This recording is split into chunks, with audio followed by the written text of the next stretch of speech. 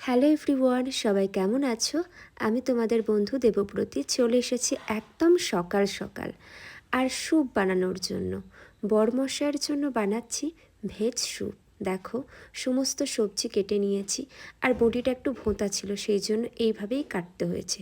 আর এদিকে তেল গরম হয়ে গিয়েছে, দিয়ে দিলাম আদা রসুন, এগুলোকে হালকা করে ভেজে দিয়ে দিচ্ছি কেটে রাখা সমস্ত সবজি। হালকা করে একটু নাড়াচাড়া করে নেবো, হালকা করে ভেজে নিচ্ছি। দেখো, তোমরা কারা এইভাবে স্যুপ খেতে পছন্দ করো অবশ্যই কিন্তু জানাবে। আর পরিমাণ মতো লবণ দিয়ে দিলাম। এবার দিয়ে দিচ্ছি জলের মধ্যে সমস্ত হালকা করে ভাজা সবজি, আর তার মধ্যে দিয়ে দিলাম পরিমাণ মতো গোলমরিচের গুঁড়ো। দেখো, আমাদের স্যুপ একেবারে রেডি, দেখতে পাচ্ছ তো?